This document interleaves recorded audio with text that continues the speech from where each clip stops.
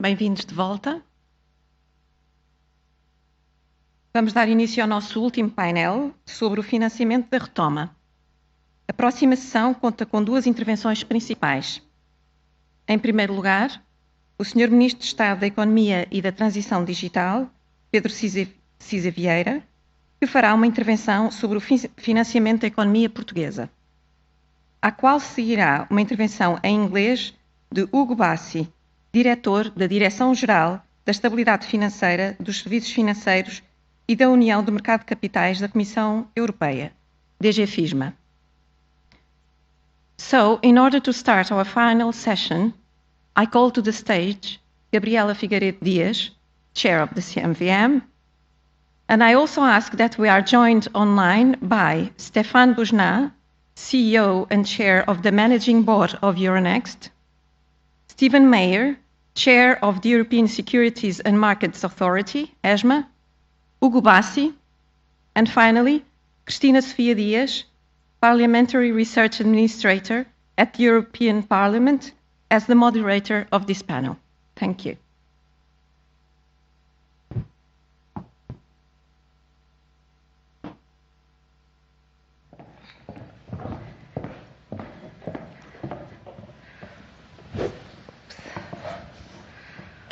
So thank you very much for the invitation to be here, and thank you very much for all the speakers present and for Gabriela.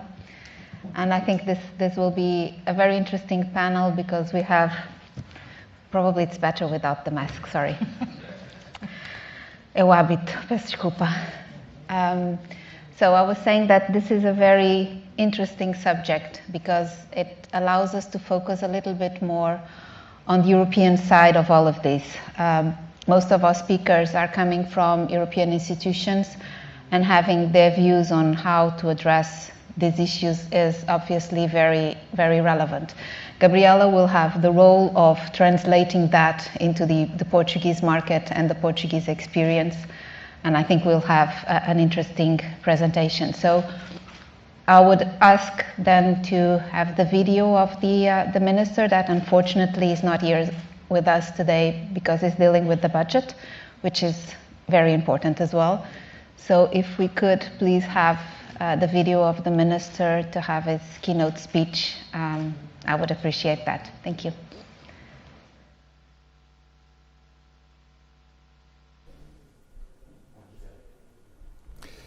Muito boa tarde, queria cumprimentar todos os participantes nesta sessão e explicar que, por razões que se prendem com a aprovação que vamos fazer muito em breve do próximo Orçamento de Estado e também da preparação do Plano de Recuperação e Resiliência que Portugal vai ter que entregar à Comissão Europeia até ao próximo dia 15 de outubro, é-me impossível estar fisicamente presente nos vossos trabalhos.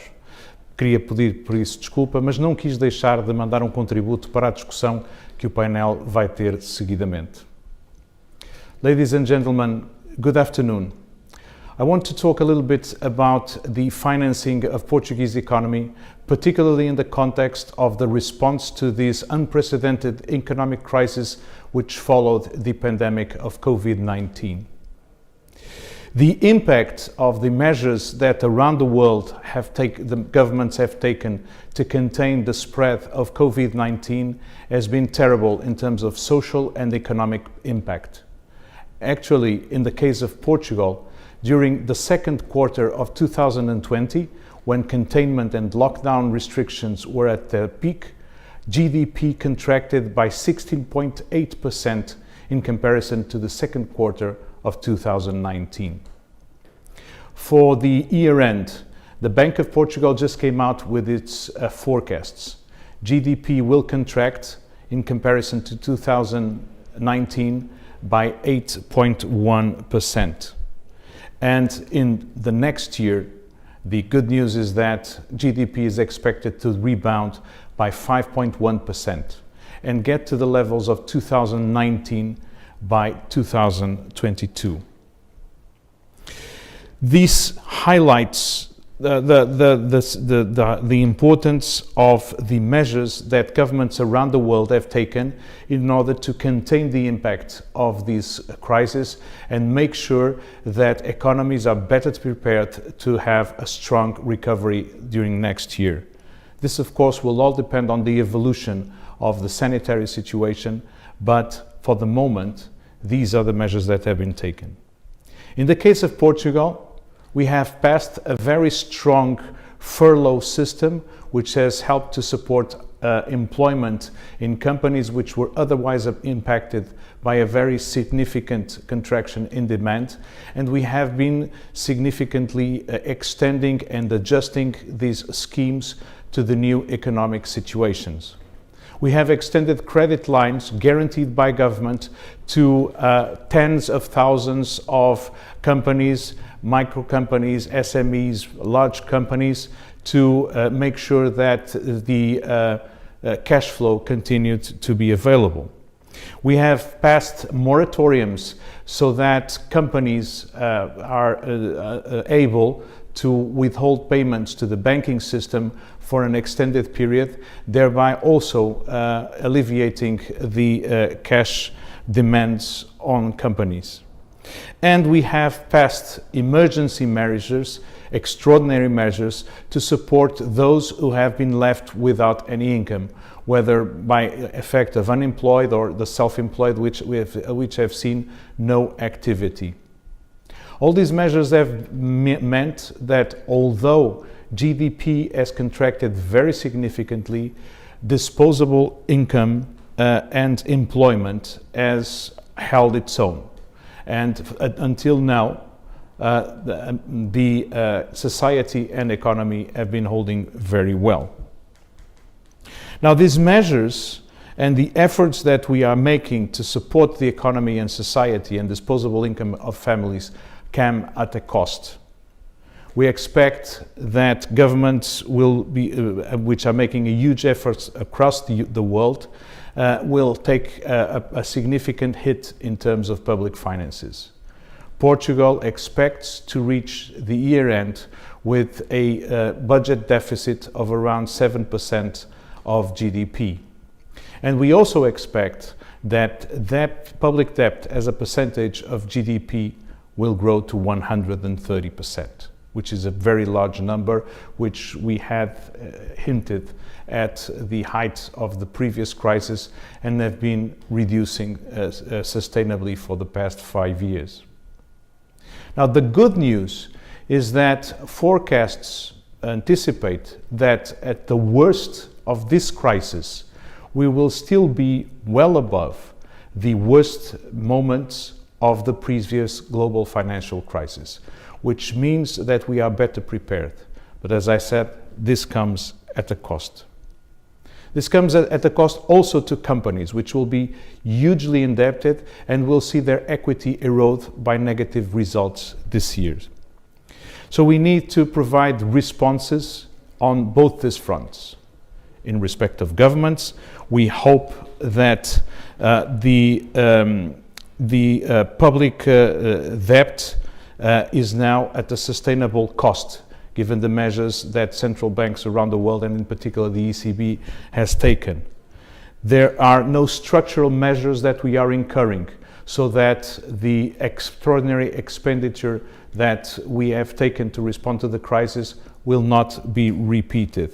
And the fast growth of the economy will be the better solution to this growth in GDP, which is why we must take appropriate measures to stimulate the economy by making use of the funds made available by the European Union to invest not only in providing immediate stimulus, but laying the groundwork for our future prosperity, for a future which is more productive, sustainable, and inclusive. And for companies, we must address the solvency concerns. Even as liquidity issues have been so far resolved, we must make sure that we don't have a solvency problem next year. And we are working with the financial system and all the communities to come up with capitalization solutions for companies more affected, which are critical to our future growth. The ways we are going to make these funds available, whether for capitalization of companies, whether to support the future investment, will be diverse. Government will continue to provide the role. We have just approved the creation of a development bank which will support our economy and our companies making the necessary investments. But I think that critically, capital markets will have to play a greater role in the financing of companies. The banks certainly have a topic, but banks are constrained in in extending credit to companies going forward, given capital requirements, their cost base, and also the fact that long-term investments which are needed in the future will be difficult. But if we are going to develop the capital markets for the companies, we must appreciate that in Europe, SMEs make almost 99% of all the companies in Europe. So we must make sure that capital markets provide appropriate solutions to these areas. And I'm looking forward to working with supervisors, working with the industry and operators to make sure that we have more robust capital markets which can play a greater role in financing our economy and making sure that the savings of the Portuguese are allocated to the financing of the Portuguese economy. Thank you, and I hope you have a fruitful discussion.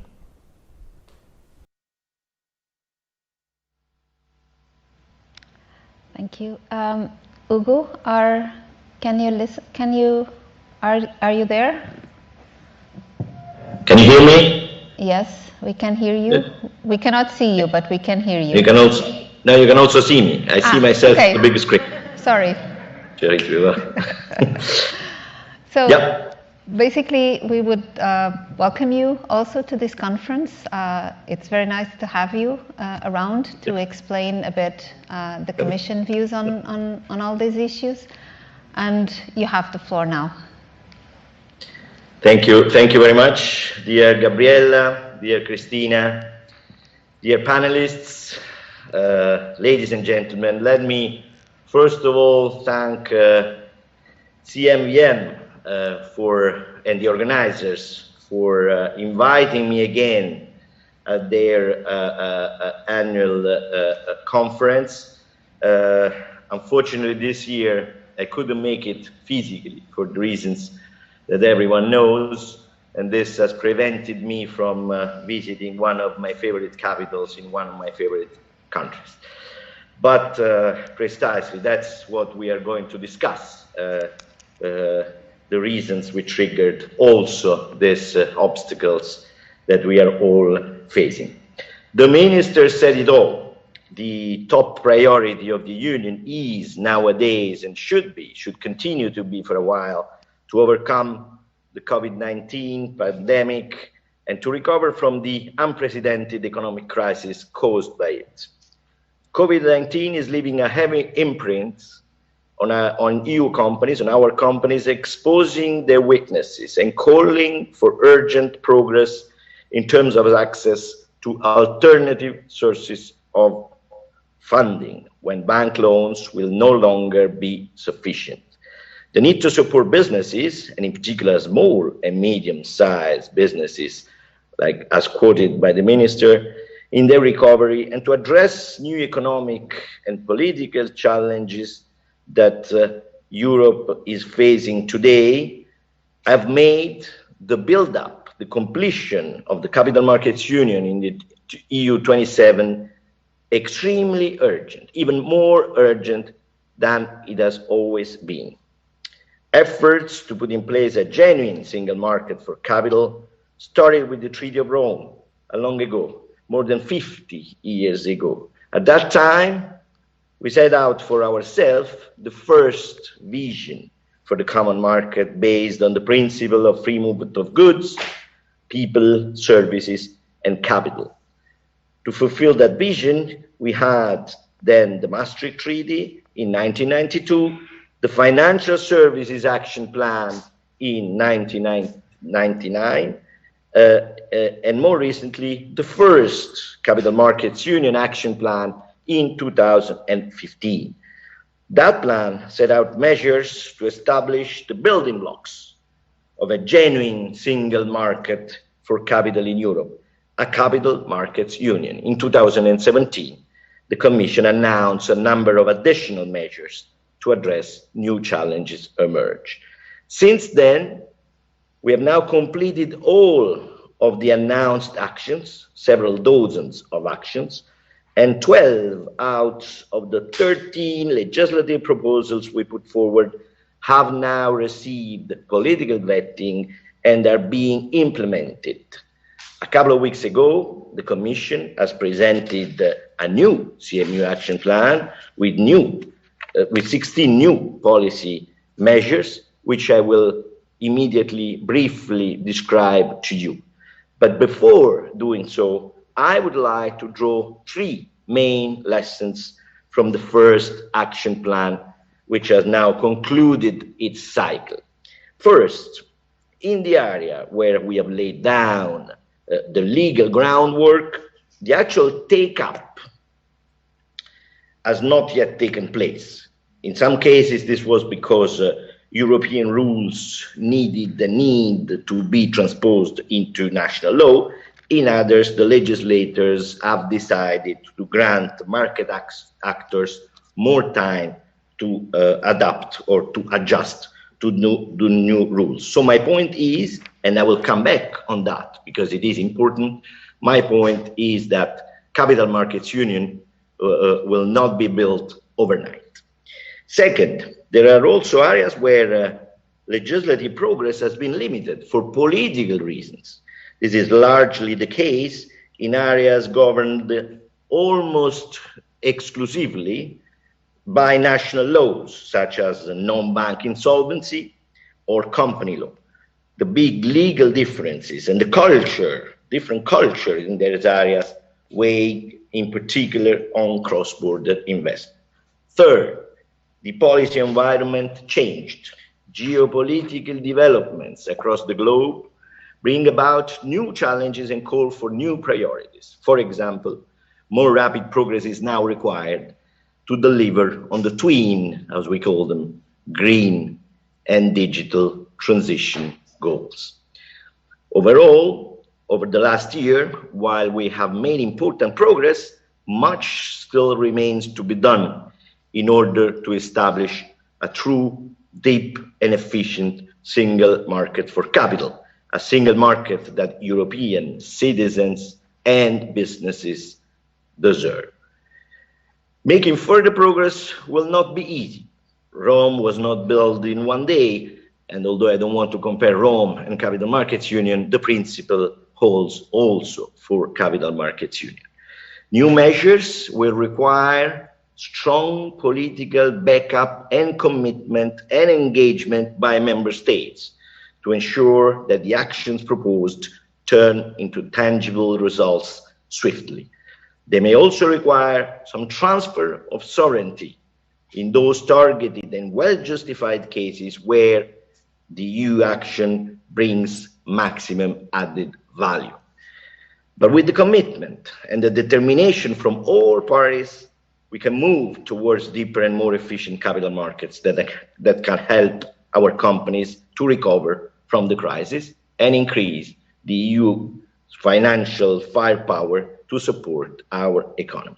So the CMU is not a goal, an objective as such in itself. It's a toolkit, an inevitable toolkit, a must if we want to address the challenges of our times. Large and integrated capital markets are essential for delivering on all the key European economic policy objectives which we have in front of us and which are the post-COVID recovery, an inclusive and resilient economy that works for all, the twin transition towards digital and sustainable economy, and Europe, and last but not least, Europe's global competitiveness and autonomy in a post-Brexit and increasingly complex world. Making these objectives require massive investment. The public money and traditional funding through bank lending alone cannot deliver. Only large and well-functioning and integrated capital markets can provide the scale of support needed to recover from the COVID crisis. Only the CMU can mobilize and channel the enormous investment required to tackle climate and environmental challenges we face and to support the digitalization of our companies so that they remain competitive globally. CMU is an essential building block of an efficient, inclusive and resilient economy, one that adequately serves the interests of our people and can help better cater for our aging population. Finally, as I said, it's a pillar of our autonomy. The departure of the UK and the geopolitical tensions in general make it even more urgent for the EU to develop its own well-functioning and integrated capital market that it can rely on. As said before, we're taking now a new ambitious step. 16 new actions set out to achieve mainly three big key objectives, or three areas that we are looking at to support green, inclusive and resilient economic recovery by making financing more accessible to European companies. Second, to make the EU an even safer place for individuals to save and invest long-term. And third, to integrate national capital markets into a genuine single market, which ensures the best allocation of resources. I'm not going to go through the all specific instruments that we propose to create or to modify, but the specific objectives and the measures that we are thinking of, I'd like to sketch them quickly. We would like to create a single access point for investors to company data, because providing investors with seamless access to financial and sustainability related company information will certainly reduce information search costs. We will support insurers and banks to invest more in the EU businesses and invest long-term, which will in turn contribute to the re-equitization of companies that the Minister was referring to, which is essential in particular in the post-COVID environment. We will aim to reduce information overload for retail investors and increase the quality of the advice, because retail investors must receive simple, comparable information on financial products and a sound advice so that they can take informed decisions. We will seek to increase the transparency on pensions adequacy across Europe, which will help people invest long-term so that they get higher sustainable returns and a suitable complementary income for their retirement. We will simplify withholding tax procedures. This is a very sensitive area, but we will try. We will make it less costly for investors to invest across borders and prevent tax fraud. We will seek to harmonize or make convergent certain insolvency rules, another very sensitive area. We're going to make a try to make the outcomes of insolvency proceedings at least more predictable, which in turn will support cross-border investment. We will aim to facilitate shareholders' engagement and make it easier for Europeans to have a say in how companies are being run, notably as regards sustainability issues, but not only. We will strengthen the rules protecting cross-border investment, because this is key to encourage investors to invest in other member states. We will continue to work towards an enhanced single rule book for capital markets, an important step towards a truly integrated and convergent supervision, which is an essential condition for a well-functioning CMU in our views. And we will, last but not least, assess all the implications of the Wirecard case for the regulation and supervision of the EU capital markets. If we come to the conclusion that we have to do it, we will act to address any possible shortcoming in the EU legal framework which would exist. As I said, not easy, but we truly hope that we can count on you all, governments, stakeholders, all the market participants in a way or another, which share the general objectives, but sometimes do not necessarily share the means and the ways to achieve them. Thank you very much for your attention, and I'm looking forward to participating to the immediately following panel. Thank you. Thank you very much, Hugo. And in fact, your keynote speech provides us food for thought in relation to all this issue. And I would like to frame the debate around a couple of ideas. First of all, obviously, the Capital Markets Action Plan that the Commission has put forward and the role that capital markets can have in financing the recovery. We also should bear in mind the report of the high-level group on Capital Markets Union that preceded the Commission communication and influenced to a certain extent the thinking of the Commission. But underlying all that, the huge, massive investment package that the Commission has presented and intends to put forward and has put forward as legal proposals to finance recovery. We're talking in particular of the resilience, recovery and resilience facility that will allow unprecedented issuance of EU bonds that will have to have a bearing in capital markets and how that amount of that is going to be absorbed by the capital markets. One other element that is relevant for this analysis is how to finance, how to repay all that debt that is going to be issued. And one of the elements that is sensitive to financial markets is the proposal of going back to the financial transaction tax, which is also something that will be underlying all this discussion. So I would say that this debate would be mostly framed by those elements coming from the European Union, but also from the recommendations that the OECD has recently put forward to revive the Portuguese capital markets. And I would, on housekeeping for this panel, I would give the floor for 3 to 5 minutes to the 3 speakers that have not spoken yet. So Gabriela, Stephen, and Stéphane will have a couple of minutes to come forward with some ideas to add more to this discussion. Then we will try to have 2 rounds of questions from my part, and then hopefully we still have time for discussion with the members, the people that are here present in this room. So Gabriela, for you I would have a very specific request, because I think you are the one closest to the ground. I would like to have your views on how you see retail investors being part of this recovery and financing the recovery.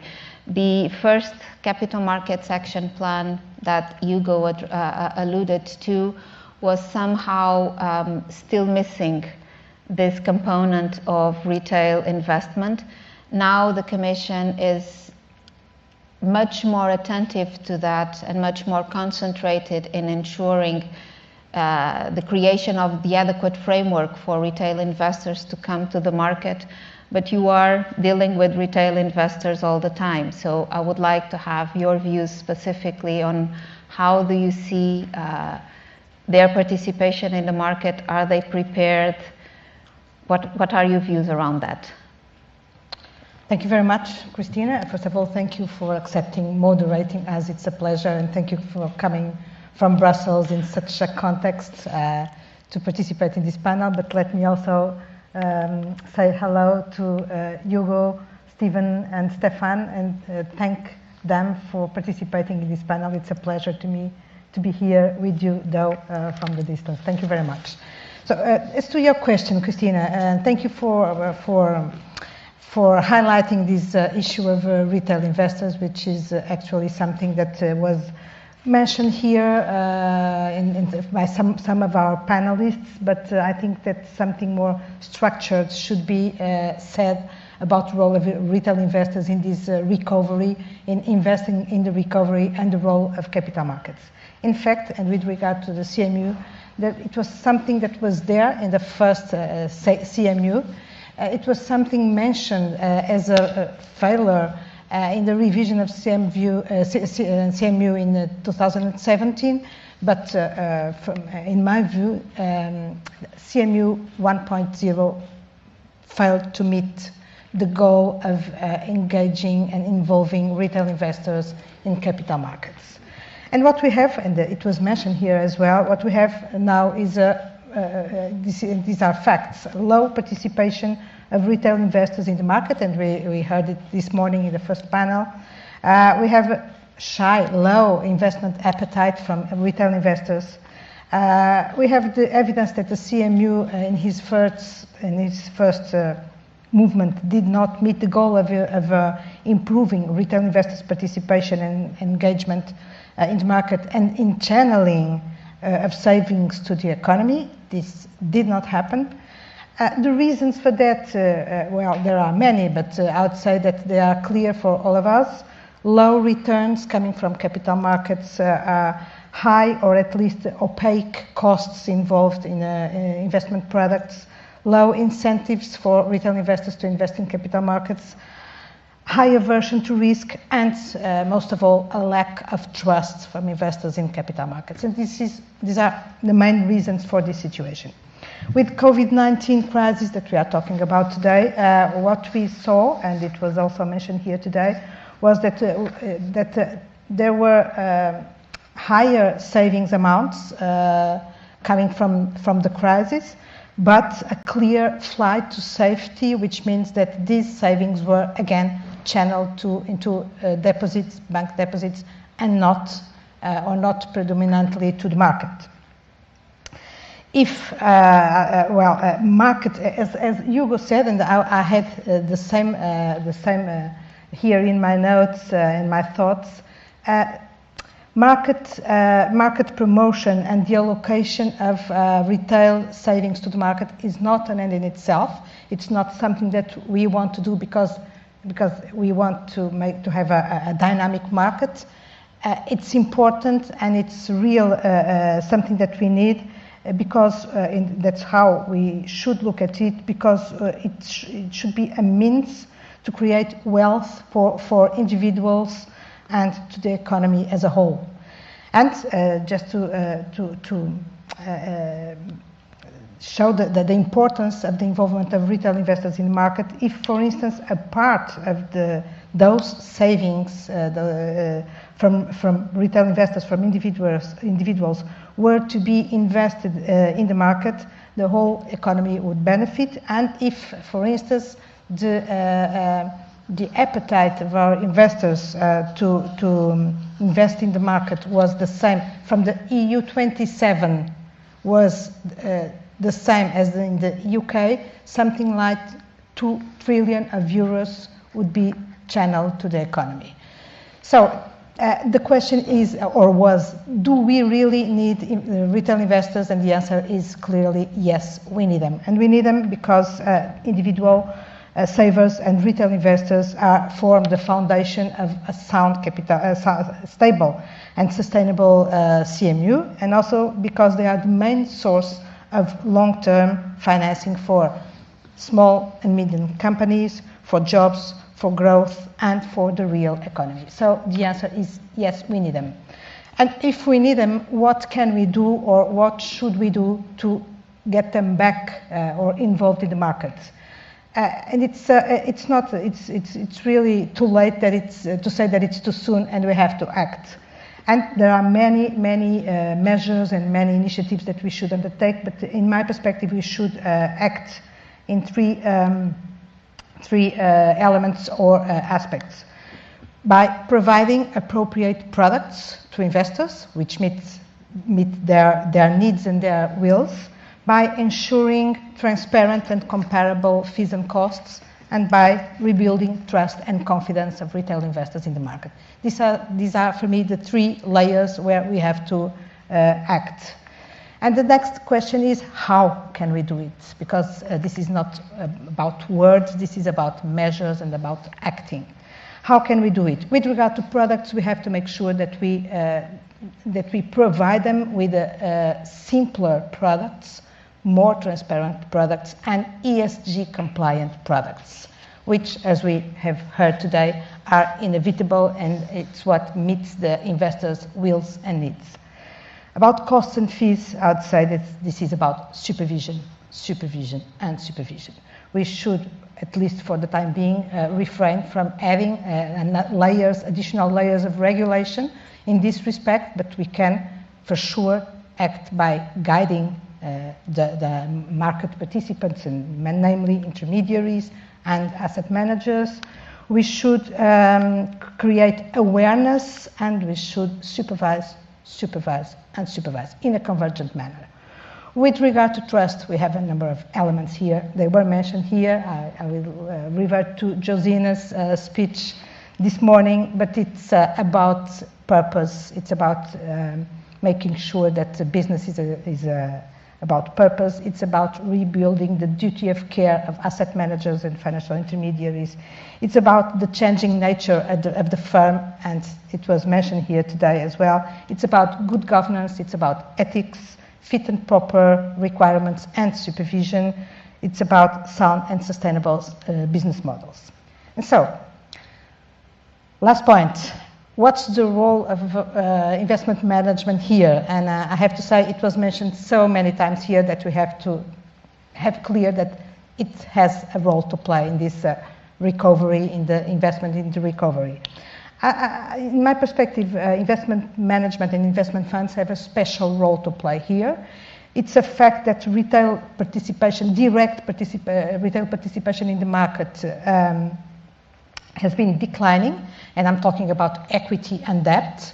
The reasons for that, there are many, and I'm not going to talk about it, but I would say that probably with regard to equity, it has to do partially at least with the crisis of the conventional or traditional corporation model, and with regard to debt, it has to do mostly with the lack of a proper and appropriate governance model for debt holders to protect them against the issuer, and to protect the issuer against debt holders.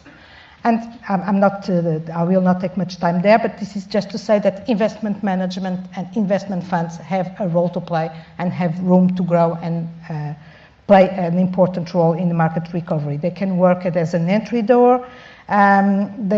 They have actually, they provide actually a higher level of protection, risk diversification, and professional management of the assets. And so this is, I would say, enough to create safety, trust, confidence, and if well managed, good returns for investors. In the CMU, the investment management plays actually an important role with the PEPs, with the LTIFs, with the removal of barriers in cross-border distribution, appropriate framework for loan origination, and this has also to do with investment management. But of course, as Hugo Bassi said, for these initiatives to be effective, we have to have a strong political background to make this work, as well as a harmonized legal framework and supervisory convergence again. Supervisory convergence is the word, and just to finish, I have to mention something here. We have to have clear that the role of capital market regulation and supervision is now twofold, and we have to act on prudential supervision and conduct supervision. Traditionally, we used to think that it was all about conduct supervision. It is not. It was clear from the last panel that financial stability is something that has to do with us. So we have to supervise, focusing on investor protection, but with an eye on financial stability and both hands on financial stability. With regard to conduct supervision, we know what it is about. With regard to prudential supervision, like Tanguy made clear, we have to work on liquidity management tools, leverage, valuation, and a number of issues which are which have to do indeed with financial stability, but at the end of the day, protect investors as well. Thank you. Thank you. Very interesting, and it links well to what I would ask Stephen, because you've been chair of ESMA for quite some time, very productive mandate, and you have a very special position to observe how all of this evolves. Gabriela mentioned convergence, mentioned financial stability, mentioned the role of retail investors. What are your views on all these issues that are going around, and how should we address it? Is Capital Markets Union working? What do we need to achieve it? How do you see it? Thank you very much, Cristina, for that question, and thank you very much to the CMVM and Gabriela for inviting me to this panel. Like Hugo, I would have preferred to be in Lisbon. I think Hugo was very careful as a European not to express a top preference for Lisbon. I will also not do that, but I should just mention that my honeymoon was in Lisbon, and I think that is a reflection probably from the preferences that I have for the various capitals in Europe.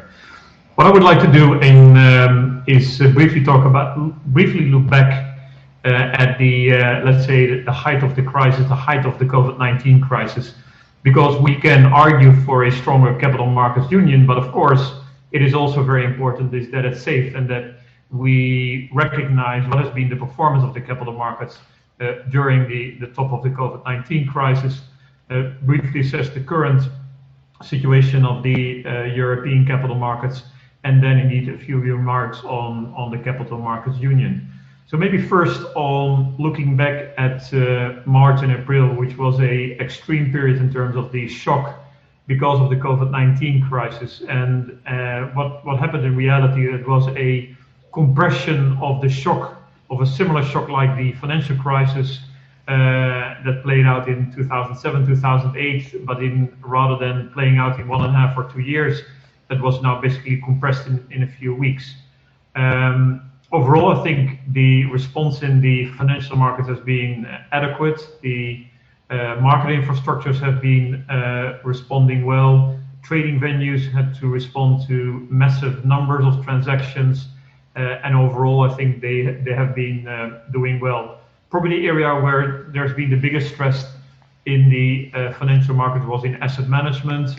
Gabriela is very much aware of that. She's been very closely involved in that during the, let's say, the cooperation at the top of the crisis, where we saw that a heightened number of funds had to implement certain liquidity management tools, although overall it was still modest numbers. I think probably where there was the most stress in the financial market was in the area of money market funds. What we have seen subsequently is, of course, to some extent, a surprising recovery. So we have seen, by and large, a -30%, -40%, a negative impact on financial markets, which has been on equity markets, which has been nearly completely recovered. And I think where the concern of ESMA is at this stage is the gap to some extent between the financial markets and the real economy. The real economy, the finance minister has talked about that very clearly, about the grave situation in the underlying economic situation. And so while financial markets are basically nearly back at the numbers that we had in January, we know, of course, that this year, depending a bit where you are in Europe, but on average, there's a -10% impact on the economy, and that is subsequently then reflected in the loans, the non-performing loans that are extended to the corporates. It is inevitable that there will be more non-performing loans, is that credit quality will be going down. And the question, of course, is how can we reconcile the relatively optimistic signals that we're getting from the financial markets vis-a-vis the grim underlying situation. And that is also the reason that ESMA has indicated the high risk that we still see to the financial markets, and that there is a risk of a significant correction in the financial markets. Understandably, companies, to respond to the collapse in revenues, what they have done is to repair that they have asked for additional bank loans, and what we have seen is that while the ratio between, let's say, capital markets funding and bank funding was fairly stable in the past years, is that as a result of the COVID-19 crisis, obviously bank funding in a relative share has really increased versus market funding. And that is something that we need to repair, that is something we need to respond to, and especially there is a need for more equity funding. And the reason for that is what you're trying to do is make a structural change in the way our financial system works. And the reason being is, first of all, is that we know that ultimately a better ratio between equity funding and bank funding is reducing the stability risk to the financial system. But I think it's also important to realize is that equity funding is a way of funding economic activities where you can have higher risks. So more innovative economic activities are able and that can be funded with equity funding. Bank funding is to some extent not the most logical way to try to innovate and to try to finance innovative economic activities. And so that is the reason why the equity funding is so important. Of course, this is not only important, let's say, from the company side and from the side of the real economy, it is also so much important, or very important, from the retail side. Interestingly, if a household or retail investors had participated in the capital markets in, let's say, the past 5 years, past 10 years, they would have done very well. And while there's still a tendency to save through the banking system, and clearly that has resulted in less returns. And so what you're trying to get to in the economy is, on the end investor side, ultimately better returns on their savings, and also on let's say on the company side, a system which is less susceptible to stability risks and which is better able to fund innovative economic activities. And the question, of course, is how can you achieve that? There's been a lot has already been said by Gabriela about improving the financial products, trying to get to financial products which are more efficient, where the cost charges are less, and where there's more transparency, and where there's more simple information and more simple products available for the end retail investors.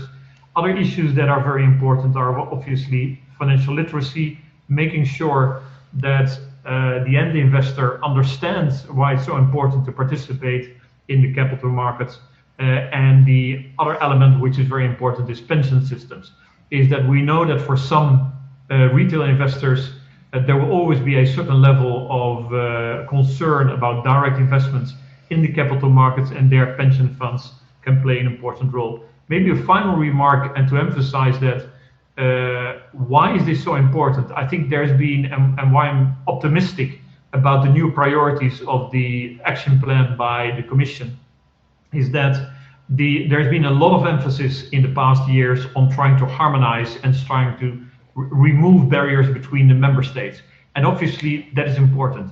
But what is equally important is to have a priori higher levels of capital market activities across the member state. You can harmonize a lot, but if the a priori levels of capital market activities is limited, you will ultimately not end up in a deep and liquid capital market. And therefore it's so important that we also work on retail participation, pension systems, to make sure that overall levels of capital market activities go up. Let me stop here, Cristina, and give the floor back to you. Thank you very much, Stephen. Very interesting ideas to go forward. This idea of having priorities that are common to everybody is probably something that I will pick up with Hugo a bit later, because the Recovery and Resilience Facility also is based on common priorities that are set out and discussed by the member states for them to implement in their national recovery and resilience plans. So I might pick up that idea a little bit further down the road with Hugo. But I would now like to hear from Stéphane. You are the only representative from the private sector here. So you are speaking to the voice of the other side of the coin. What are your views in relation to Capital Markets Union? How is Euronext addressing Capital Markets Union? How you see your role there, and how do you feel you can contribute to that?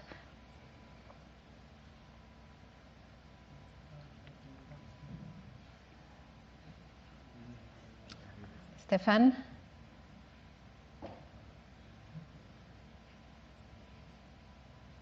Sorry? Can you hear me now? Yes, thank you.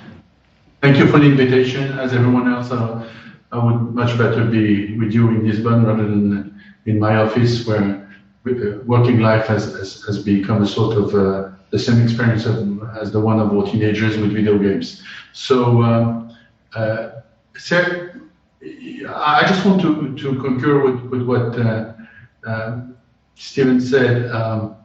We're in a very specific situation where there is a unique window for equity financing. On the one hand, over the past few months, there have been an unprecedented amount of fiscal stimulus. Basically, the governments are paying across Europe the salaries of people through all sorts of mechanisms of subsidized unemployment, special schemes for people to get paid even if they cannot get to work one way or the other.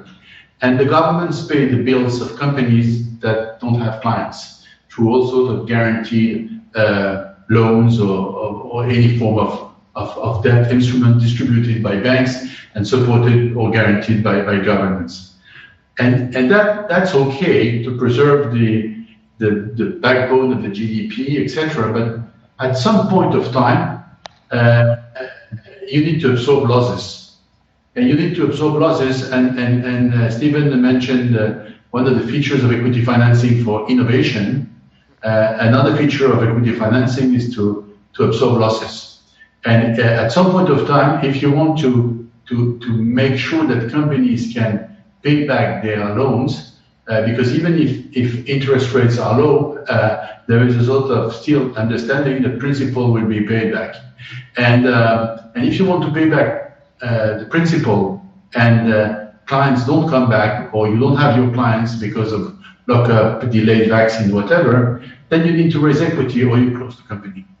And the demand for equity financing will be strong because, yes, there's been an unprecedented amount of bank loans and to a large extent subsidized bank loans, but you need equity because the principle of bank loans is that there is some form of visibility on cash flow generations to pay back the principal. If there is none, then you need to go to partners and to shareholders. The beauty of the situation we are in, if I may say so, is that in parallel to fiscal stimulus, there has been an unprecedented level of monetary stimulus. Basically, the central banks have flooded the system with unprecedented volumes of liquidity. And one of the side effects is that it has made what was in the air, or something which we didn't know whether it was really sustainable or not, which is negative interest rates. It has made it very solid, resilient, and probably in the rest of our professional life, we will see very low interest rates or to a large extent negative interest rates. What does it mean? It means exactly what I think Gabriela said, which is that, or Steven covered a point. From an investor point of view, where do you want to get yield? If you buy a fixed income instrument, it's not that you get a low yield. If you buy any fixed income instruments, at best you get zero, but in most cases you get negative return. Because after inflation, which is still there in Europe, even at a low level, and after management fees, then you get negative return with this level of fixed income. interest rates. So the only way as an investor to make some form of return is to invest in equity.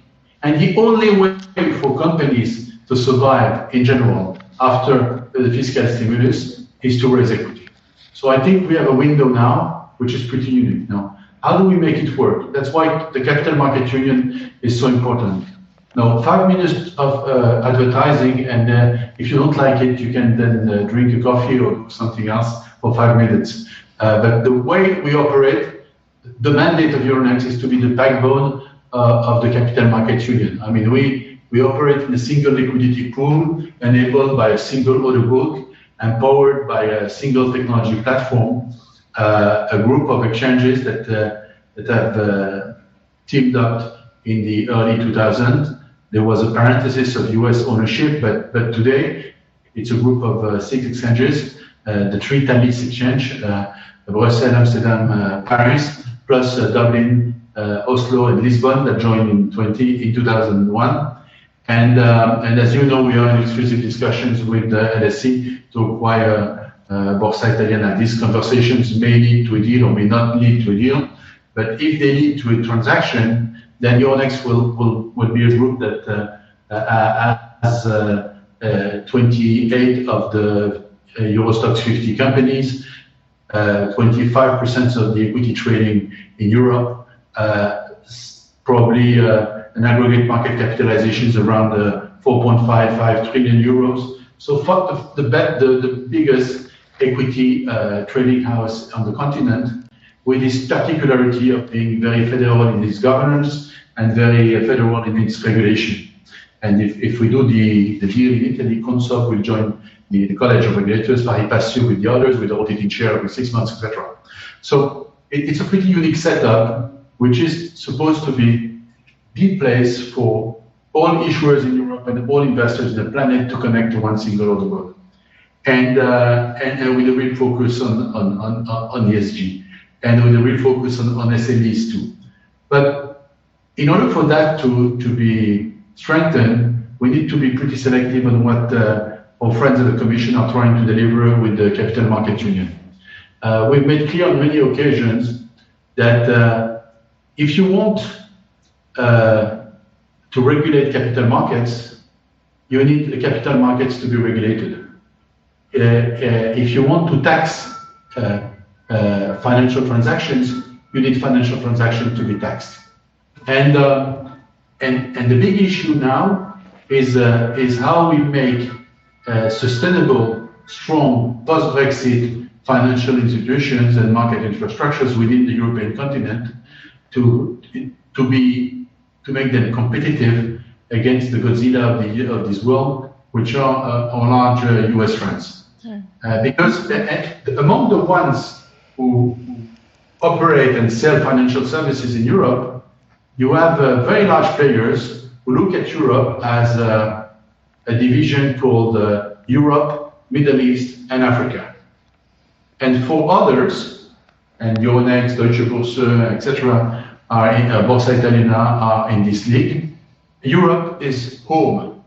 So this is where we are determined to develop powerful financial services, as long as we are operating in a competitive environment. And what we have asked Mr. Dombrovskis in his previous role was, can you please cast in stone a competitiveness test? Basically, whatever you want to enact or to imagine in your immense creativity as new rules for the European capital market, just make sure that you have not only the general assessment test or impact test or whatever you call it, but you have a sanity check as to who is going to benefit, who protesta, who is going to benefit from the new rule. Is it going to be good for BlackRock and JP Morgan and all the big players of this world, or is it going to be good for the finance makers in Europe? Because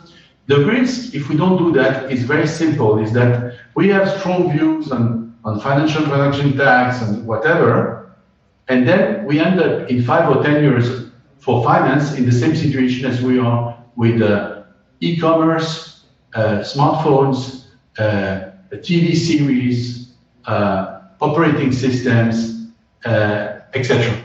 And that's what is at stake. We are not yet in a situation where, for finance, we're in the same situation as Netflix, Amazon, Apple, and Google.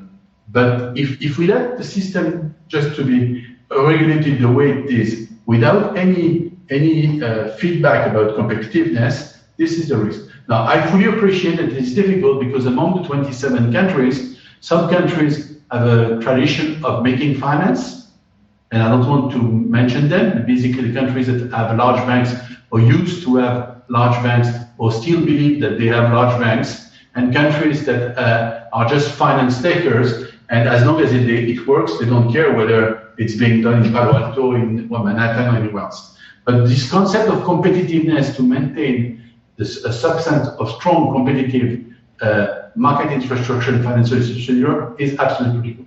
The second point is simplification, the simplification test. If you put yourself in the shoes of a market participant or an issuer, a company, the de facto experience of EU regulation has been over the past 10 years a piling up of more and more reporting obligations, more and more demands, more and more restrictions, more and more administrative efforts, and the most extreme case has been market abuse regulations. For years, there were rules everywhere in Europe to prohibit market abuse and insider trading, etc. What the damage that market abuse regulations created is that it has created a full load of administrative behaviors to make sure that these pre-existing prohibitions are implemented or protected in one particular way, which is all sort of lists everywhere and disclosure committees and just name it. So some large companies can cope with it. Many companies are just delisting because they just cannot cope with more. And the same applies for the famous story of equity research financing. Someone has to pay for equity research. I know the old argument of Stephen that if no one wants to pay, that's probably that the value is low. But that's not the way it works. There was a system where it was part of the package, and the number of equity research coverage has significantly reduced for large cap, and it has completely disappeared for some small caps. We welcome very positively what the European Commission is signaling in the paper produced a few days ago, and there was some signaling of flexibility to take into account the specificity of SMEs. But I want to insist on that. Competitiveness and simplification are conditions to make the new CMU regulatory package credible. Otherwise, people will turn to their domestic regulators where they will feel that they get more flexibility than at the European level if they only see more rules. And the final point is on the FTT. I mean, if you want to do something super smart, like pushing at the same time on the brake and on the gas, you do CMU and FTT. And then you push on gas and brake. And then have fun. Because that's exactly what it is all about. I mean, we are in a super competitive environment. We have London next door, which in a post-Brexit world is claiming that they want to become global Britain and to be competitive, etc.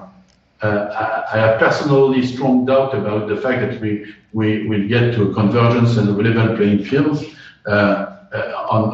with them.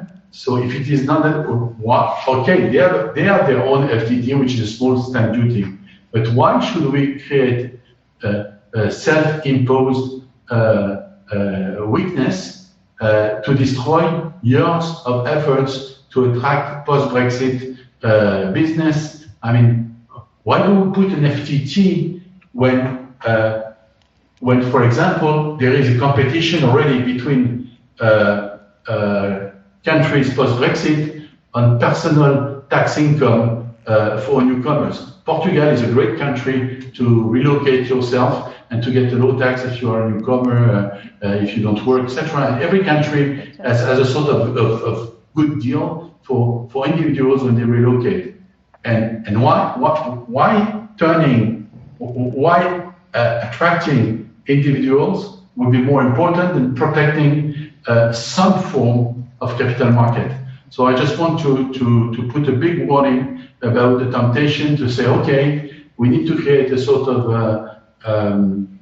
domestic resource or autonomous resource for the Commission to feed the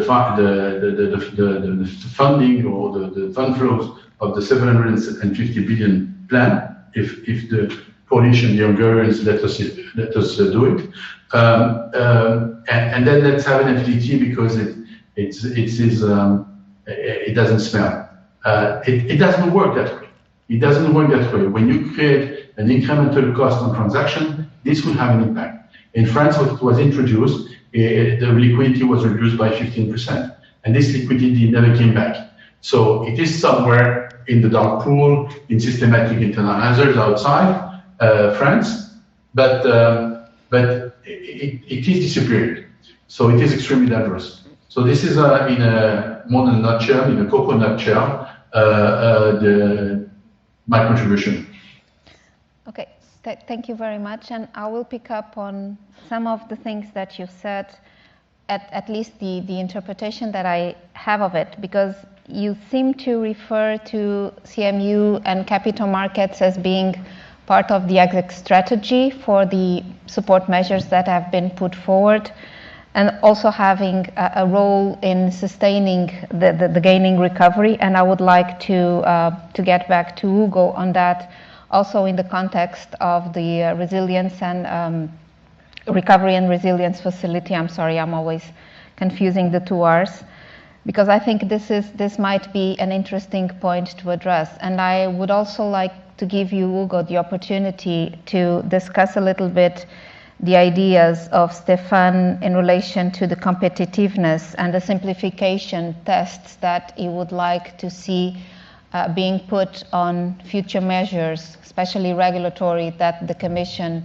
may come forward as part of the Capital Markets Union, which are apparent, to my understanding, also important and very salient messages from Stéphane. Hugo, would you like to address these two issues?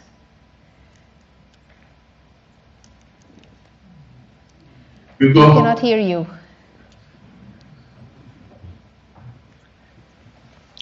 The usual.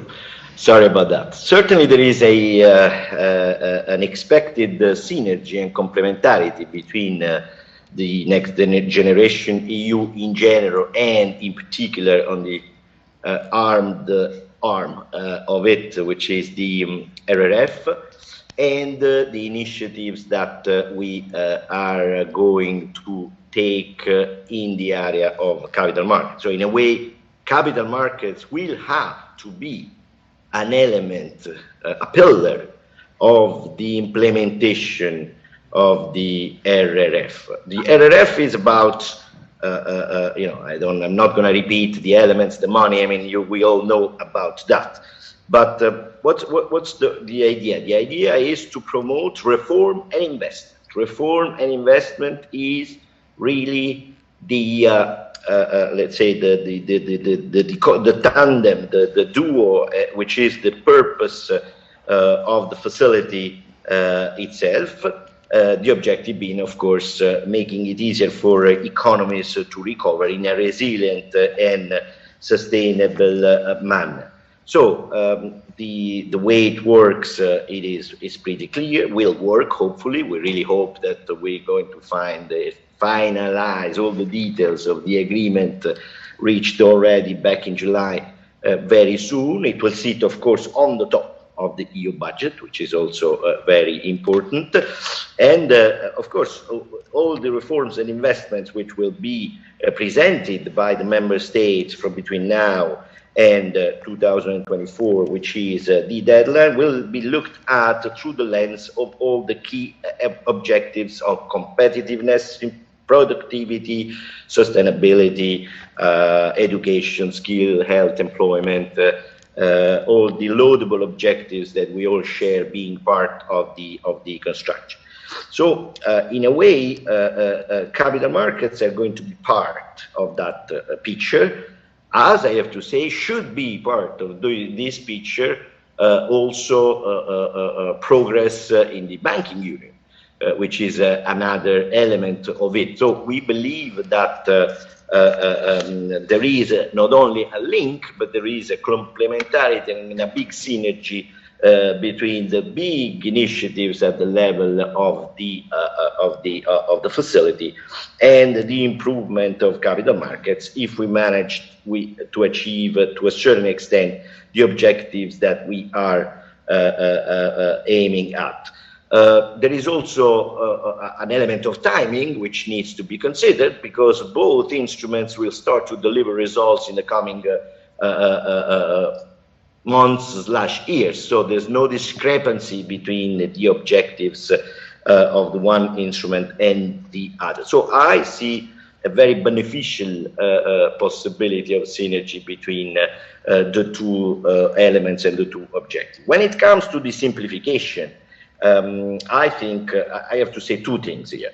One is that I've been always involved in the business of policy making at the EU level, and I've always heard industry asking for reducing burdens, simplify, as opposed to make new legislation. And actually, there is one point that I would like to make here, is that if you want to simplify, we have to make new laws, because simplification can only happen by making a new law which simplifies the old one.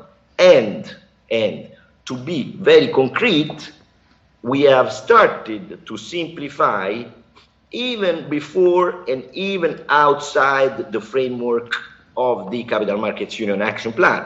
Because, for example, the 2-3 big and meaningful initiatives that we have taken already back in June or beginning of July, and which, or even earlier, in the area of banking, for example, what we have called the banking quick fix, so the interpretative communication on the prudential and accounting rules for banks that we have adopted in April this year, immediately or during the peak of the crisis, making it easier for banks to operate, and also the capital markets recovery package that we have proposed also in July, and which is being currently now discussed by the legislator, with a hope that they will find an agreement before the end of this year, so still under the German presidency, are all simplification measures, all alleviations of burdens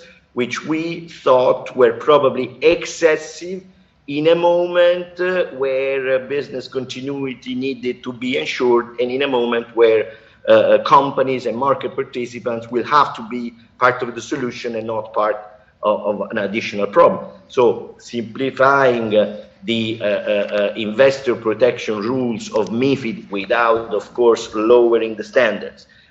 Simplifying these prospectus rules with the alleged prospectus that we have proposed and probably will be operational towards the end of this year. It's simplification. Also, the let's say the simplification rules around securitization goes a little bit outside the scope of our debate, but it's also simplification. So, in a way,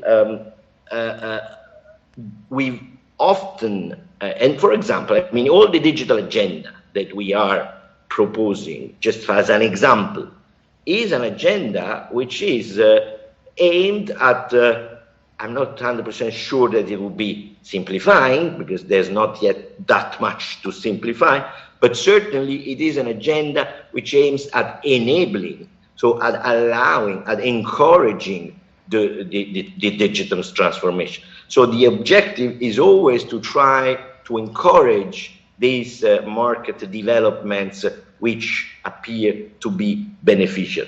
But even if the objective sometimes is simplifying, we have to go through new legislation. So we've been accused many times of being too productive in terms of legislative proposals, but it is a fact that even if we want to simplify, we need to make proposals. And we are, I think, well on track on this. And the examples that I gave you are very concrete ones. I don't want to monopolize the conversation, so I will stop here. Thank you. Thank you, thank you. And I'll pick up a little bit on what you said, and I will address two provocative questions to Stephen now. The first one is in relation to the capital markets plan that the Commission just put forward. What is still missing there to address fragmentation? What advice would you give to the Commission looking at the action plan that they are putting forward? What do you feel is, if any, is still missing there to address fragmentation? And the second provocative question is also in relation to Capital Markets Union, but more linked to supervision.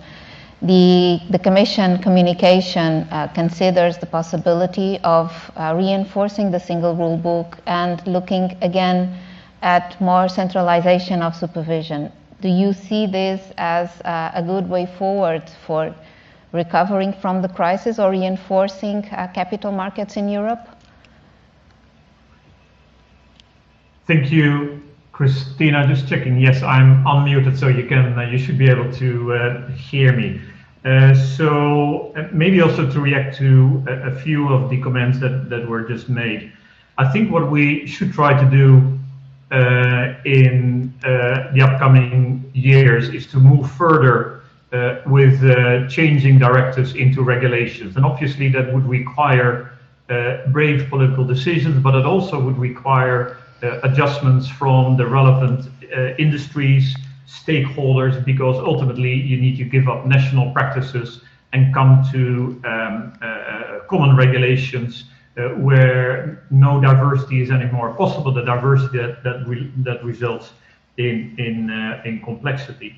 I think on the competitiveness question, I think it is correct that as Europeans, we have the tendency to make rules complex, and in that sense, I think it would be very healthy if we would go to a situation, and that is also what we're trying to do within ESMA, and basically saying, when there is an issue, can it be solved with supervision? Can it be solved with enforcement? So rather than having the natural tendency to say, let's make an additional rule, let's make an additional Q&A or an additional guideline, could it be solved with better supervision? Could it be solved with better enforcement? And in that sense, I think we could have a different balance and an improved balance within the EU.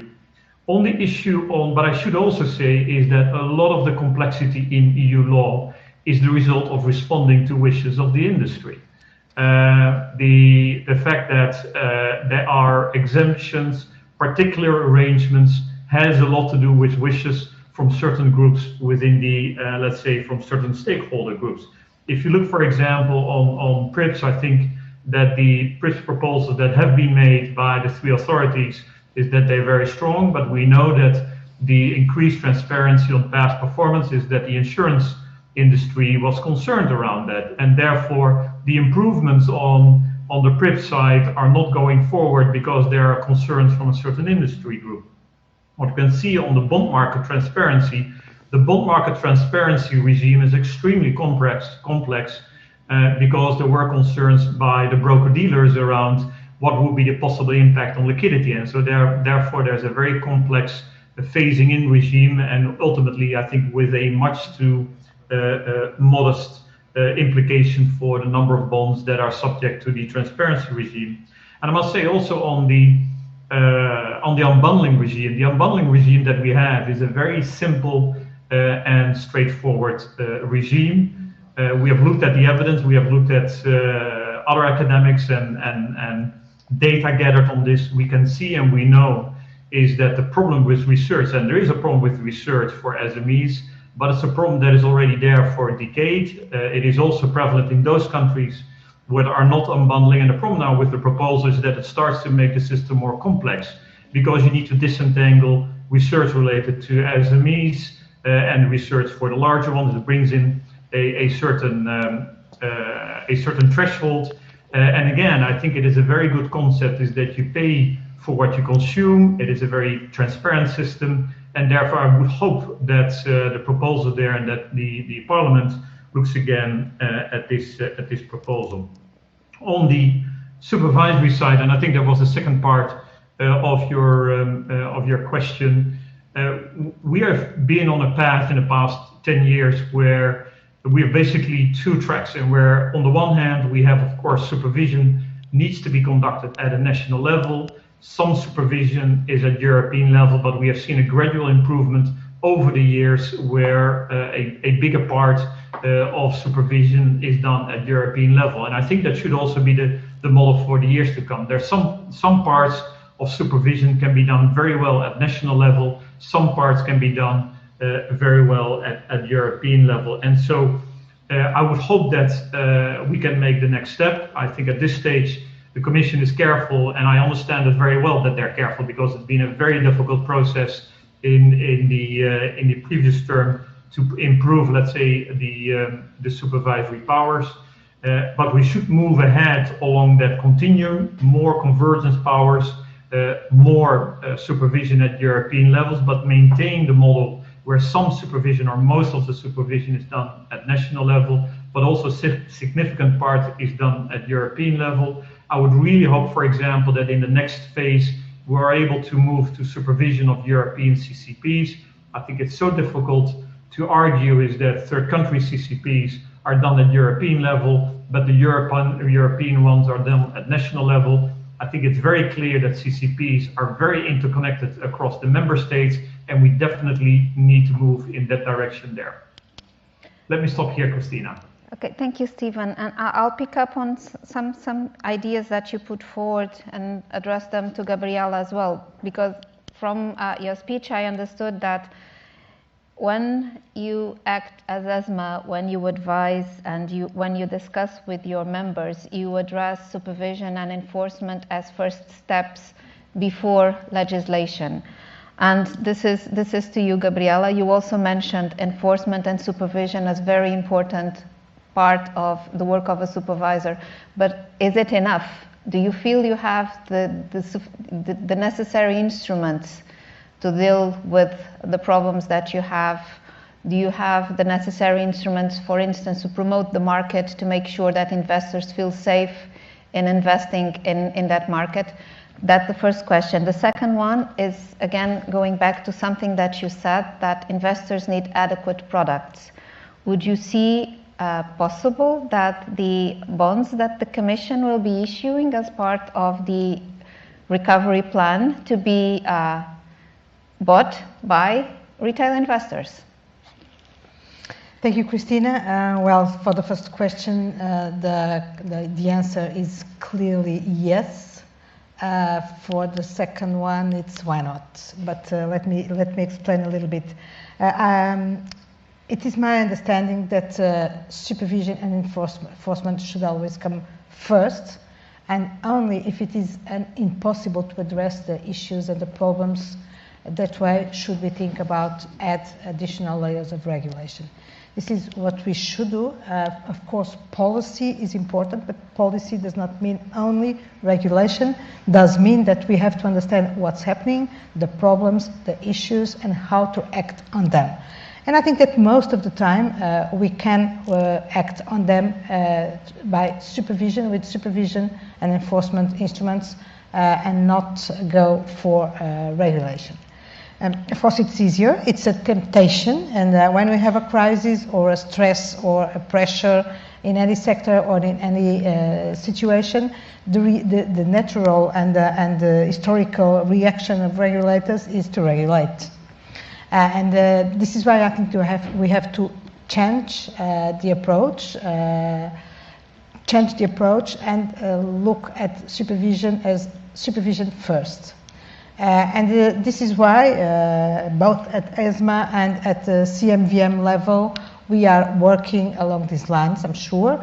A few years ago at ESMA, it changed regulation, and harmonization of regulation was the main goal, and now supervisory convergence is the main goal. Because we understood collectively that this is the way to go.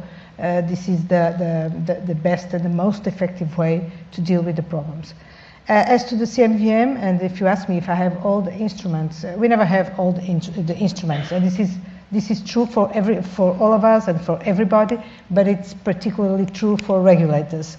We cannot be anywhere, everywhere, and have all the instruments. We have limited resources.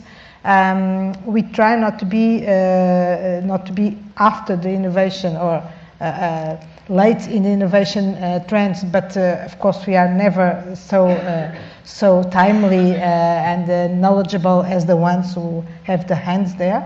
But I think that we at least try to change our procedures, our approaches, to become more agile, more flexible, to act on the basis of the perception of risks and the understanding of risks for supervision and for the financial markets.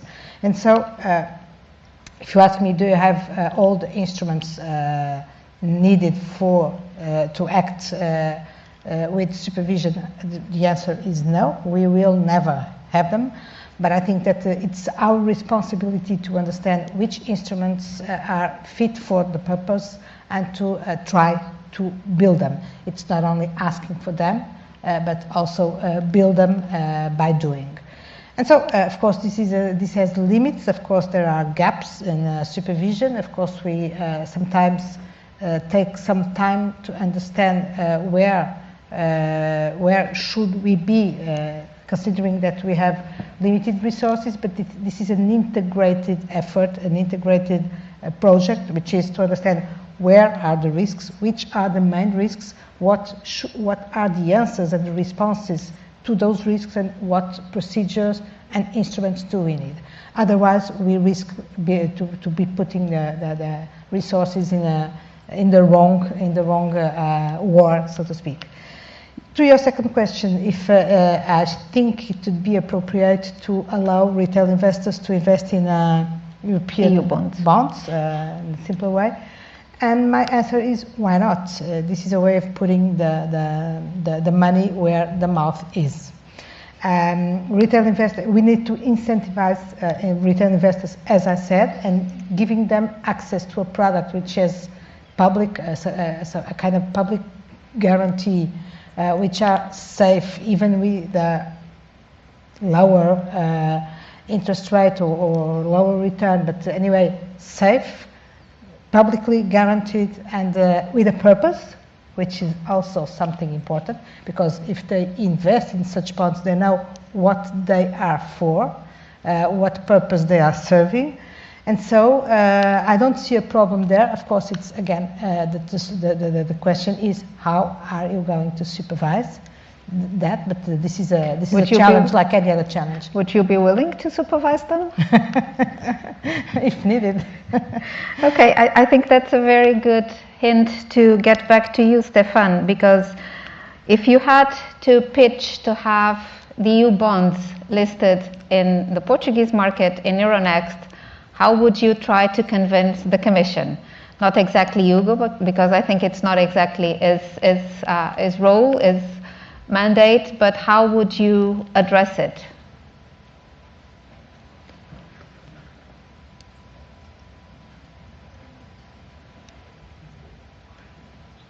Stéphane, we cannot hear you. It's not the job of Hugo, it's the job of the Austrian Commissioner and his Dutch Director General, Mr. Koopman, if I'm not mistaken. And we have pitched them, by the way. We have not waited for your encouragements. And what we are telling them is two things.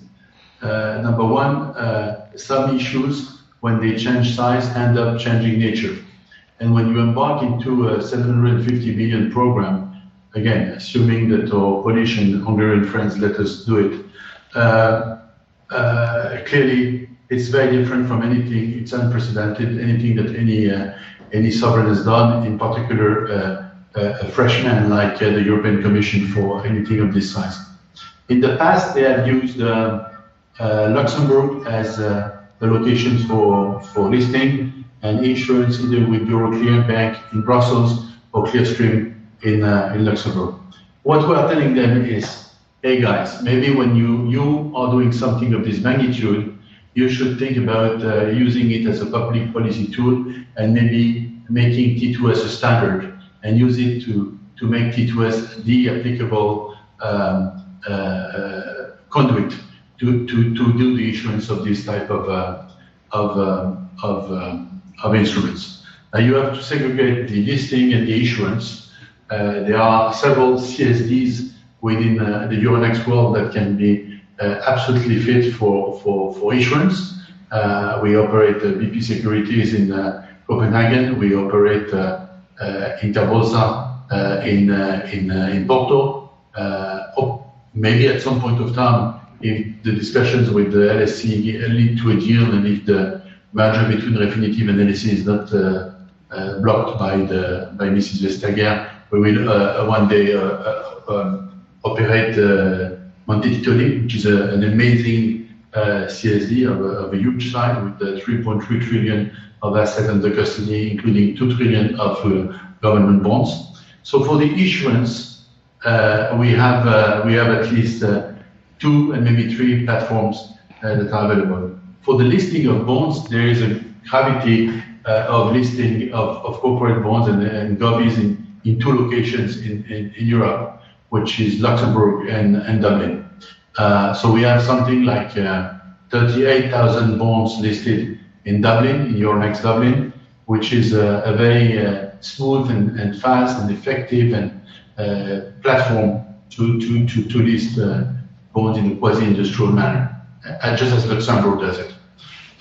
So my point would be, don't give the business only to the usual providers, because when you do something big like that, you need to spread the business across several partners in Europe. And we have the capabilities and the leadership in particular in green bonds. And as you know, one of the features of the program would be to drive investors' demands towards EU recovery green bonds. And this is a place where we have a real leadership in Amsterdam and in Dublin in particular, in those 2 places. And also in Portugal, but to a lesser extent than Amsterdam and Dublin.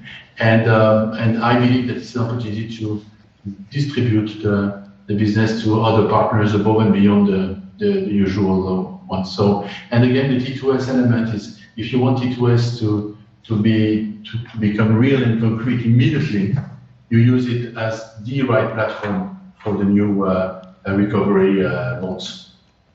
That would be my pitch. Actually, it was my pitch. Thank you very much for that.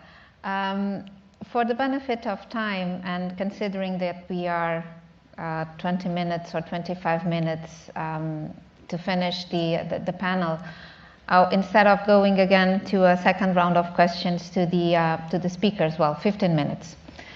I'll probably open now the floor for questions from the audience, and then we'll pick up from there.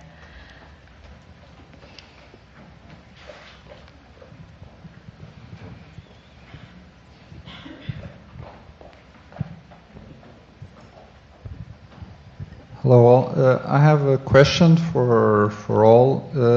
When we look at implementing CMU and bringing retail to the support of the small companies that would be brought to the market, I can see 2 sides of the question. On one side, the obligations of the small companies, which has to do with reporting, and I could see an ease on these obligations, so I can see it happening.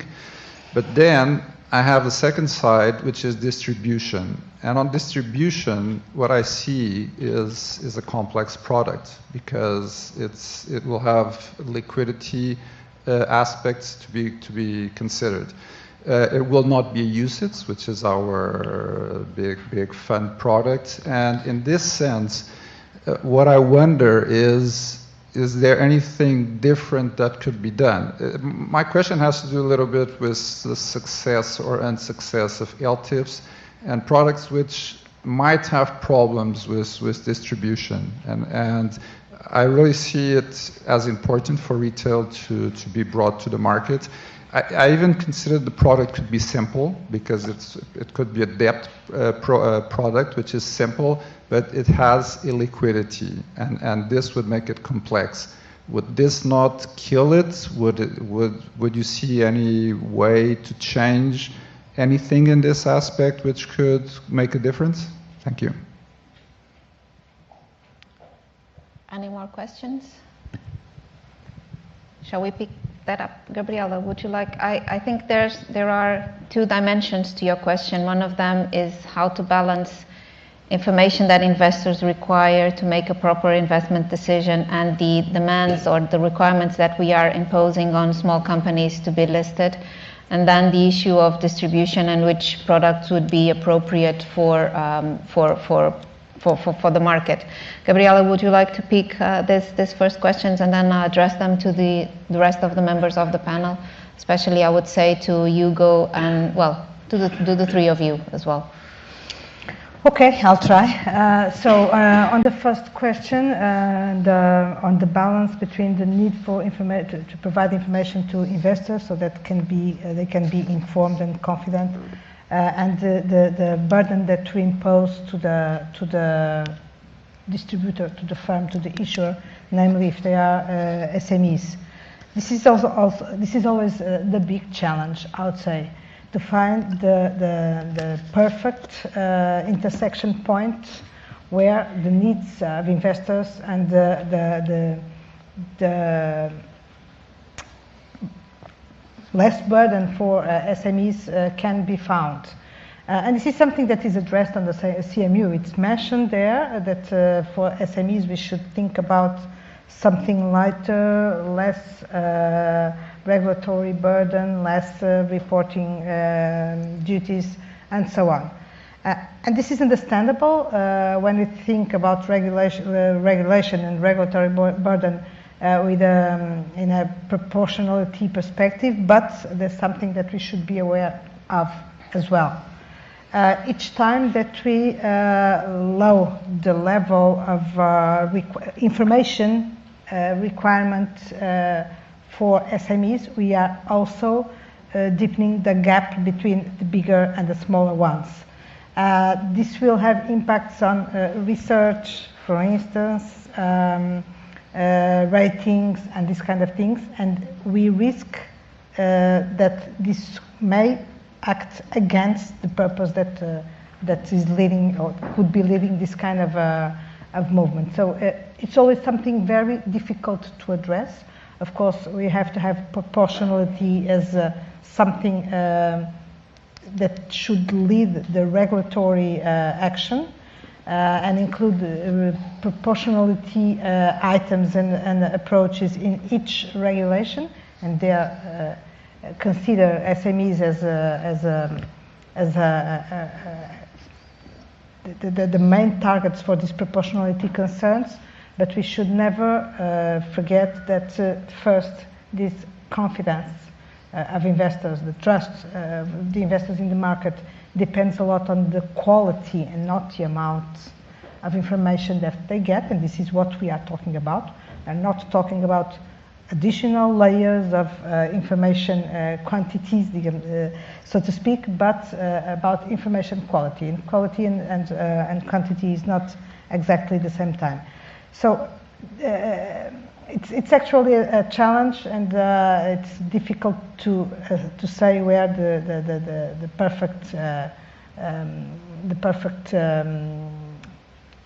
level or decision is. On the second question, on the distribution of appropriate products to investors, well, I think it was it. Well, it's a matter of, on the one side, product governance, design products for specific investor profiles and categories, but this is also about innovation and creativity in the market. We have to understand what are the investor needs, what they want, and LTIFs is a good example because it seems to meet investors' needs and requests, but then it didn't work. So the question is, what did not work? Why weren't they as successful as they should be? why didn't retail investors get interest in an instrument that really addresses the long-term concerns and goals, which are they somehow have a purpose because they aim at being invested in infrastructures and these kind of things. So this is what the Commission, now I'll revert to Hugo, but this is what the Commission tried to understand what went wrong there and what we have to do to get them to make them an appropriate product and an attractive product for retail investors.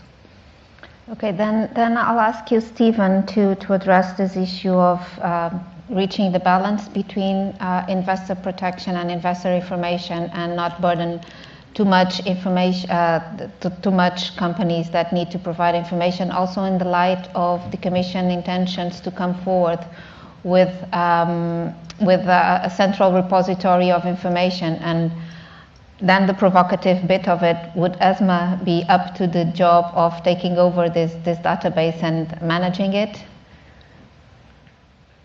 So what and I think you already said it very well, Cristina, this is around balance. And so one of the problems, if you go across Europe, basically we have already a CMU for the largest listed companies. These have a very diverse investor base, people investing in them from across Europe, from across the globe. The problem is, of course, how do you get an interest in smaller listed companies from across the member states, from investors from other parts, because that would increase the liquidity, would increase the interest in those companies. And there you need to find the right balance between, on the one hand, trying to serve that multiple investors can better understand what is interesting about this smaller listed company. Would I invest in this? On the other hand, it's clear that if the red tape becomes too much for an SME, is that it would not be interested in the first place to be listed and to be part of that system. And so you need to find the right balance. I think where, to some extent, a very logical and a very good priority from the action plan is indeed the European single access point. What it tries to do is to make available the information which is already basically lying in all so-called OEMs across the EU that are the, let's say, the business registries, with information that is now submitted on a national basis by listed, by the way, also some unlisted companies to these registries, and make that available across the EU. And that if you would be an investor in one country and you would like to look into a possibly interesting target company that you would like to invest in another member state, is that it's easier to get that information. And what we're trying to do there, and what the Commission tries to do, is to make that information easier available, which is already registered. And what is essential for that system, for that hybrid federal model to some extent, where there is this role at a national level, but also for ESMA at the European level, there are two things that are important. First of all, is that ESMA at the European level has the possibility to make sure that the way this information is stored and the way it is made available is that is done as standardized as possible, because it will be very difficult to come to one integrated database if this information is uploaded, registered in all kinds of different ways. And so it is important that ESMA gets the powers to ensure that there is consistency across the member states. We see that also from other areas where we have been involved in making databases. Data quality is an essential issue, and to get data quality, you need to have standardization of how this information is stored. And of course, there need to be sufficient resources to make such a common hybrid model work. This is not to say that upfront you need to have exactly the same accounting systems and reporting systems themselves within the financial system that is used. I think that is another issue that we need to look at.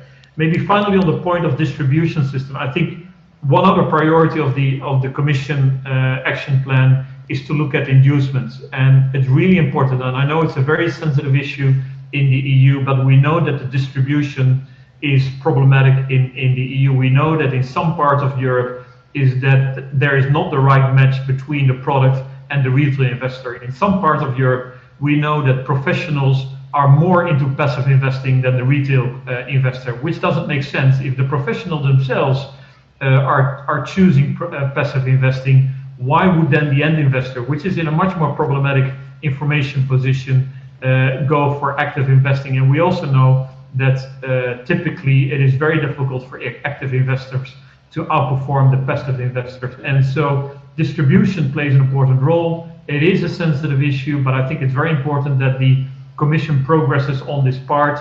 The costs of the products that ultimately are sold to the retail investors are too high, and especially in a low interest rate environment, it is really problematic that we have cost loadings which go above 1% and ultimately reduce the performance and reduce the returns for the end investors. So really important that we look into that. Okay, thank you very much. So we are 5 minutes away. I would give 2 minutes for Stéphane also to discuss a little bit these issues, bearing in mind the segmentation, for instance, that Euronext has for different types of companies. And then I'll leave some time also for you to discuss this initiative of coming forward with this database, and also what went wrong with the LTIPs. And then I'll give you 1 final minute to say a few words, if you want, on wrapping up this panel. Shall we go, Stéphane?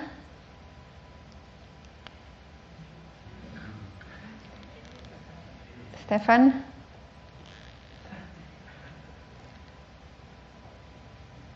I don't have that much to add on the topic about distribution. I think the combination of what Gabriela and Steven said was very clear. I just want to add a word on this European single access point. I think it's a great idea. I think exactly as Steven said, and it was heavily debated within the high-level forum, if we can help creating more visibility for SMEs, and the most active promoter of this ESAP or whatever you want to call it, have been the large banks that have plans to securitize SMEs numbers, SMEs loans, and having access to a sort of standardized pool of homogeneous information is important to facilitate the creation of a pool of assets to be securitized. So I think it makes perfect sense. My only concern is to make sure that everyone considers the magnitude of the effort, because in the professional life, there are very few things that are more complicated than maintaining a pool of standardized information coming from a few tens of thousands or probably hundreds of thousands companies, probably tens of thousands, from different jurisdictions using different languages, different accounting systems. And even if you can do it for the first shot, maintaining that information in an updated manner is probably one of the most complicated things to achieve in real life. That's why over the past 10 years, there's been a big switch to move from structured data to unstructured data mining. And that's going to be a big project. But if we can help ESMA delivering it, I think it will make the life of SMEs much easier. Again, as a conclusion, I will just say that what we need to make sure is that there is a continuum between the opportunities created by COVID with a lot of monetary stimulus, a lot of fiscal stimulus, which should create a unique equity opportunity. The fact that we have a sort of green awareness, which is making this continent pretty unique, because we are much more advanced in anything that is green issuance, green investors than anywhere else in the planet. So that's a differentiating factor for us. Third, the fact that hopefully there will be an injection of 750 billion of incremental government debt from European sources that create a volume of issuance that can change the shape of the market, even if it is debt, not equity. And finally, as long as we find the right balance within the new regulation, and the question is not to kill the misunderstanding that was raised by Hugo. It's not a question of avoiding new regulations to simplify by not doing. The point is just like what the President von der Leyen said in her speech about one in, one out, basically to to make sure that when the new code is enacted, we make sure that anything that is outdated or become irrelevant is eliminated, and to make sure that there is a sort of practicability test that is always put into account. If we do that, I think we have a unique opportunity, especially in the post-Brexit world, because the volume will be there, the demand of issuers is there, the demand of investors is there. We just need to avoid pushing at the same time on the brake and on gas. But otherwise, this is a unique moment for Europeans to start again financing European companies and recycling European savers' money. Ugo, some final words on this, and in particular whether you would be, the Commission or the Union would be willing to finance ESMA to go through one of these projects, because from my experience this is, well, also not only the part of making the data compatible, but also finding adequate sources of financing for it is also an issue. Any final ideas on that? You know, the Commission is not the budget authority. So the last word is for the budget authority. But certainly, I mean, I personally believe that if we put in place a system, then of course we also should be able to find the resources which are necessary to make it work. So if you ask my personal opinion, is that, and certainly the opinion of the Commission, is that we cannot put in place or put on the table unrealistic proposals, and therefore the money necessary to put it in place should go with it. Just a couple of words really on the issues that have been dealt with in the last round of comments stemming from the question of the gentleman in the audience. I fully agree with what all the speakers, Stephen, Stéphane, Gabriela said in terms of balance between information and protection. But just wanted to add, as in the only added value that they can bring, and not going to repeat what has been said, I'm just going to tell you two insights, in the sense that it's not secret, but I would like to emphasize on one hand that if we look at the issue of the information for the retail investor, if we had to say that everything is perfect in terms of consistency of the framework, efficiency of the framework, in particular as far as the information to the retail investor is concerned, I won't be able to say that everything is perfect and we can focus on other things. No, to the opposite, this is probably something that we will have to look at closer and in an holistic manner, because I mean the reasons why there are so many differences in different species of legislation is due to the way this legislation was developed after the 2008 crisis. And therefore, we have an effort of consistency to make. And that's why we recently launched a study in order to better understand ourselves what's the impact of the legal framework as it is on the day-by-day life of retail investors. And I presume that something risks to be needed, to turn out to be needed in that area. The second piece of information, it was mentioned, LTIF, a very good instrument in my view, which didn't work yet, but there as well, we are confident. We are confident that, first of all, we can improve it. And by the way, an LTIF review is upcoming. We are now already working on it. Traditionally, the review will look at issues like the eligible assets, the costs, the fees, how we could harmonize all that or make it work better, because we see that in terms of distribution of funds, what is really important is try to avoid fragmentation of the market, which makes it more or less attractive in one member or another member to access to these funds. And we've seen it with the file, with the proposal that we have tabled and which will become law very soon on the cross-border distribution of funds related to UCITS and FMD. Information will be another aspect of the LTIF review, but again, it is upcoming, and of course all the contributions will be asked to market participants and stakeholders in general in due course. I'll stop here, and I leave it to Gabriela to say the final words. I presume, oh well, I give back the floor to you, Cristina, but you said already that you will give the floor to Gabriela. But I thank you very much again, since I presume that I'm not going to take the floor again, for inviting me to this very interesting panel. Thank you. Gabriela, any final words you would like to say?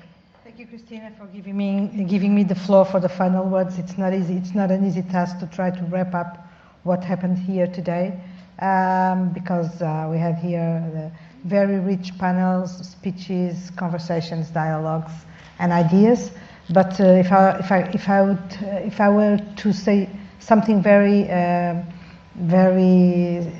simple about what happened here, and the main conclusions is that we are all being requested to contribute to this recovery, that vibrant and efficient capital markets are key for the recovery, and that we all the stakeholders, regulators, market participants, industry representatives, policymakers, and all the others are being requested to participate in this project and in this challenge. CMU is there. We have to work against this background, but not be limited by the 16 proposals of CMU, be inspired by them and work on them. Specifically for the Portuguese ones sitting here and the others possibly listening to me, we should not forget that we will be chairing having the European presidency on the first half of 2021. So we will have additional responsibilities in a leading role in managing some policy initiatives. And so I urge you all to be ready to participate and contribute to this challenging project. Thank you very much to you all for being here, and to the ones who not being here present were as present as the others. Thank you very much. And I would...